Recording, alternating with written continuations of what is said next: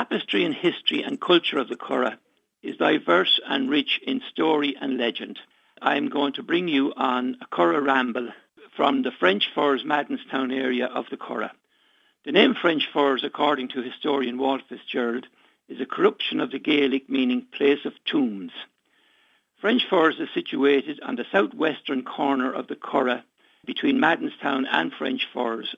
If you leave Kildare town on the old N7 heading towards Newbridge, you turn right at Chapman's Garage onto the LR 3006 signposted for Curragh Camp Kilcullen. 2 miles out you reach the southwestern edge of the Curragh. The thatched cottage on your left is your marker. It's French Firs Cottage, once a racing stables. We are now in the area known as French Firs Fair Green. Covered in firs now, it was at one time the most important horse fair in Leinster. The fair started in 1790 as a hurling match between 15 young stalwarts from the north side of the Liffey and equally stalwart young men from the south side of the river. The game was tough, unhampered as it was by rules which were subsequently introduced by the GAA some 150 years later. The victorious team were presented with a barrel of porter with pipes and tobacco as their prizes. The annual hurling match always attracted a large gathering, and from this the Fair of the Firs developed into a horse fair. The fair started at the crack of dawn and went on all day until dusk. A public house was built in 1870, which further added to the popularity of the Fair of the Firs. Horse dealers came from all over the country in pony traps or on foot to buy and sell ponies and strong working horses to plough the fields. Women set up stalls and sold farm produce, gooseberries, raspberries, strawberries, rubbers, and the new season potatoes. The Curragh Edge took on a carnival atmosphere on that day. It was well recognised in the area as a day to remember and look forward to. The last fair was held on the 26th of July 1951, and sad to say it was almost a non-event. Only a handful of dealers came as the power of the combustion engine slowly and surely took over, and it replaced the ponies and working horses with tractors and motor cars. Just past the fair green, heading north towards the Gibbet Rat, we passed through an area where some unfortunate women who for various reasons became prostitutes and built their homes in the furze bushes and were called the wren's nests. They visited the military camp every evening. The most famous of them was Nellie Clifton. As a young girl, visited the Prince of Wales, who was an officer stationed on the Curragh in 1861. When news of this liaison got back to Buckingham Palace, the Prince was immediately taken from the Curragh and sent to Cambridge University. As we continue northwards up the Madenstown Hill, we come across the priest's grave, which is alongside the gallops.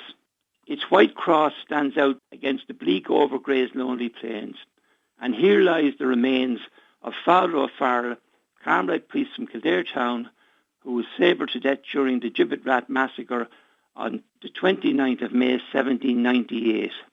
While tending the dying and wounded, he was sabred by the Crown forces, and his body was taken by local women and hidden for a day or two, because if the British forces found him, they would make a trophy of him.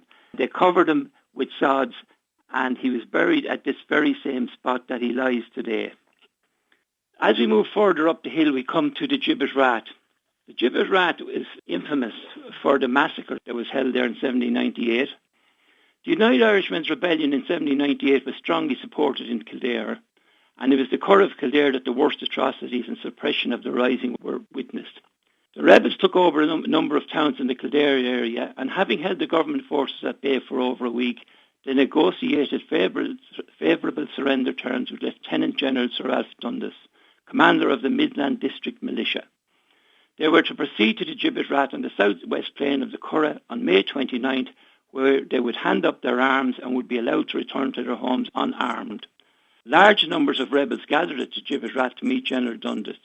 Unfortunately for them, Dundas was called away before he could accept the surrender, and instead General Sir James Duff, a ruthless English officer, arrived with his army, which included a regiment known as Roden's Fox Hunters.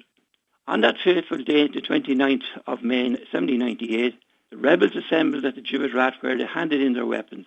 They were immediately surrounded by General Duff and his forces, which besides rodents like dragoons included the Munster cavalry along with other militia. Over 350 men were slaughtered as they fled in panic.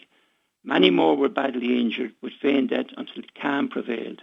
It was reported that in one street alone in Kildare that night, 85 widows were counted, and within 10-mile radius of the Curragh, there was hardly a house or cottage that didn't have a father, brother or son killed. Some of the rebels were buried in Kildangan, while their names are recorded there. Others were buried in the Grey Abbey in Kildare and some in Nurney. We reached the Gibbet Rat. It is the largest and most prominent circular earthworks on the Curragh. Some crude excavations took place in mid-19th century where antlers of deers, horses' teeth, bones and fragments of swords and arrows were found in abundance. Standing on top of the Gibbet Rat, which is one of the highest points of the Curragh, provides an amazing vista. To the east we see Dunallen and Newbridge Town, and as we pan left we see the magnificent new stand of the Curragh Racecourse.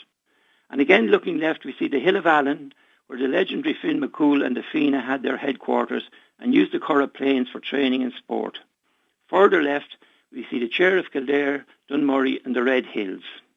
The Round Tower of Kildare and the Carmelite Church spire are also visible.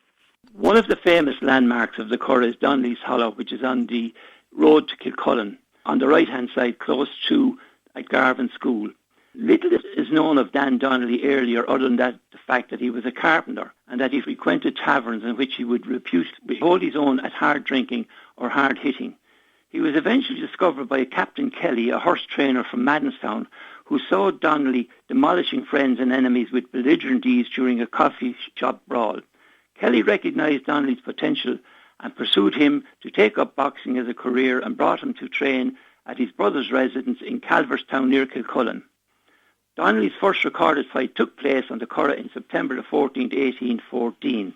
The purse amounted to 100 sovereigns and his opponent was the much vaunted Tom Hall, which is recorded was witnessed by no less than 20,000 spectators. Donnelly won in 20 minutes and duly spent the next 5 days celebrating his victory in a tavern in Kilcullen. Donnelly's second and most famous fight took place on the spot known as Donnelly's Hollow, a naturally perfect amphitheatre on the Garvan end of the Curragh. His opponent was the mighty George Cooper, champion of England. Donnelly eventually knocked out Cooper, and celebrations went on for weeks. Donnelly died as a pauper and is buried in an unmarked grave. His arm was displayed in the famous pub in Kilcullen called the Hideout for decades. We continue on now on our walk in the direction of where the Curragh stand is, and we come across a closed road, once the main road from Kildare to the Curragh camp. It was closed to facilitate the M7 motorway. We walk along this Tarmacadam road, and on our left we have the old foundations of the Rat camp, built in 1920 by the British government to accommodate IRA prisoners during our War of Independence. It is believed that up to 1,200 IRA men were interned there. The ruins run all along the closed road, and we turn left at the end of this road and we walk parallel to the M7 motorway. At the end of the fencing out to the motorway, we are at what's called Colgan's Cut. It's where the Kildare M7 road cuts into the first part of the Curragh.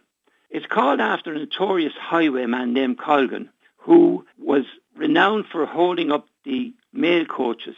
He was captured, eventually hanged, and his body was gibbeted at the Gibbet Rat. We now take a left and commence our walk back towards French Fair Green. As we walk along, we link up what may have been part of the Race of the Black Pigs, an ancient road that is built in the same manner as the Race of the Black Pig is described. The Race of the Black Pig is said to be the track of an ancient road running across the Curragh in the direction of the Great Rat of Aulin. It's mentioned in the prophecy of St. Columkill as a place that is to be the scene of dreadful slaughter towards the end of the world. A black pig will run over the track and destroy all before it. As we walk along this ancient road, on our right-hand side is Curragh Farm. It's the farm that services the National Stud, where they grow hay and take in straw to feed the animals, the bloodstock and the livestock. Our next landmark is Straw Hall, one of the lodges of the Curragh, so called because of the stables had straw roofs. As we near our finish line, we come across French House on our right-hand side, just across from French Fair Green. Built by the Davis family in the middle of the 19th century, they were also responsible for building Straw Hall, Curragh House and Tully House in the mid-19th century. And so finishes the ramble on the Curragh. It takes about 1 hour. The Curragh, it is such an important part of our history and culture.